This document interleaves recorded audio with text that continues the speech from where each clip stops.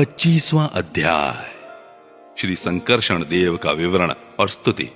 श्री सुखदेव जी कहते हैं, राजन, पाताल लोक के नीचे 30,000 योजन की दूरी पर अनंत नाम से विख्यात भगवान की तामसी नित्य कला है। यह अहंकार रूपा होने से दृष्टा और दृश्य को खींचकर एक कर देती है। इसलिए 5 रात्र आगम के अनुयायी भक्तजन इसे संकर्षण कहते हैं। इन भगवान अनंत के 1000 मस्तक हैं।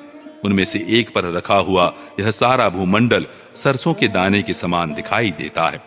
प्रलय काल उपस्थित होने पर जब इन्हें इस विश्व का उपसंहार करने की इच्छा होती है, तब इनकी क्रोधवश घूमती हुई मनोहर भ्रुकुटियों के मध्य भाग से संकर्षण नामक रुद्र प्रकट होते हैं।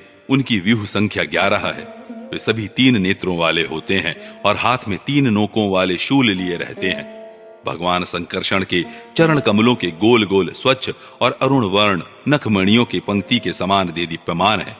जब अन्य प्रधान भक्तों के सहित अनेकों नागराज अनन्य भक्ति भाव से उन्हें प्रणाम करते हैं, तब उन्हें उन नखमणियों में अपने कुंडल कांति मंडित कमनीय कपोलों वाले मनोहर मुखारविंदों की मनमोहिनी झांकी होती है और उनका मन आनंद से भर जाता है।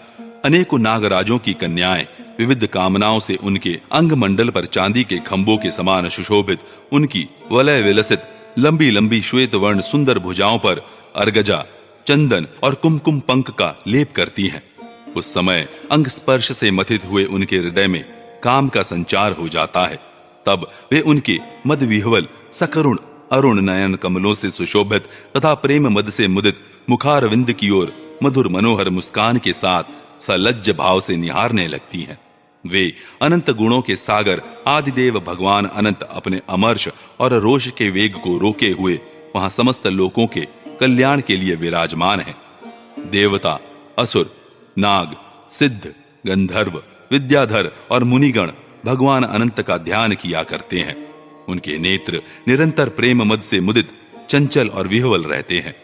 वे सुललित वचनामृत से अपने पार्षद और देवयूथपों को संतुष्ट करते रहते हैं।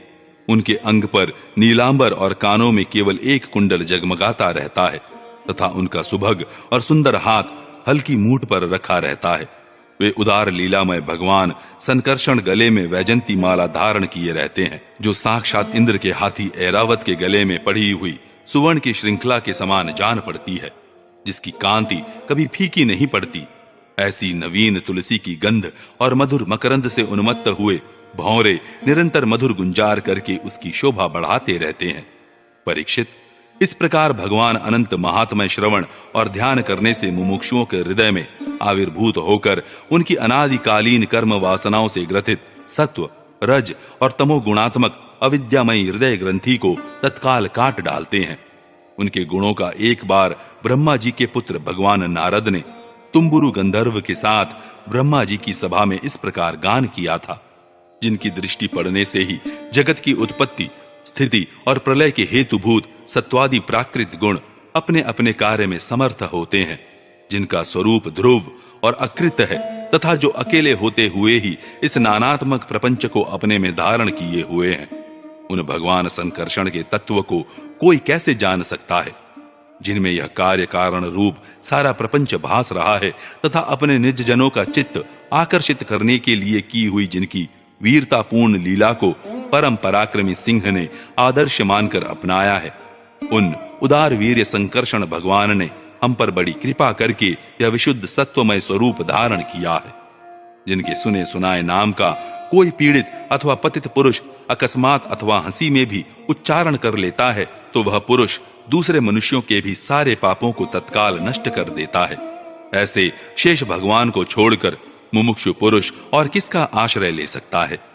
यह पर्वत, नदी और समुद्रादि से पूर्ण संपूर्ण भूमंडल उन सहस्त्र शीर्षा भगवान के एक मस्तक पर एक रजा कण के समान रखा हुआ है।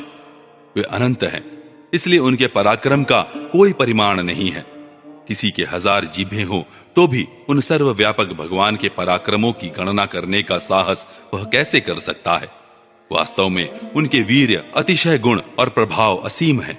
ऐसे प्रभावशाली भगवान अनंत रसातल के मूल में अपनी ही महिमा में स्थित स्वतंत्र हैं और संपूर्ण लोकों की स्थिति के लिए लीला से ही पृथ्वी को धारण किए हुए हैं। राजन, भोगों की कामना वाले पुरुषों की अपने कर्मों के अनुसार प्राप्त होने वाली भगवान की रची हुई यही गतियां हैं।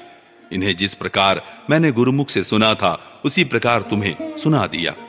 मनुष्य को प्रवृत्ति रूप धर्म के परिणाम में प्राप्त होने वाली जो परस्पर विलक्षण ऊंची नीची गतियां हैं वे इतनी ही हैं। इन्हें तुम्हारे प्रश्न के अनुसार मैंने सुना दिया। अब बताओ और क्या सुनाऊं?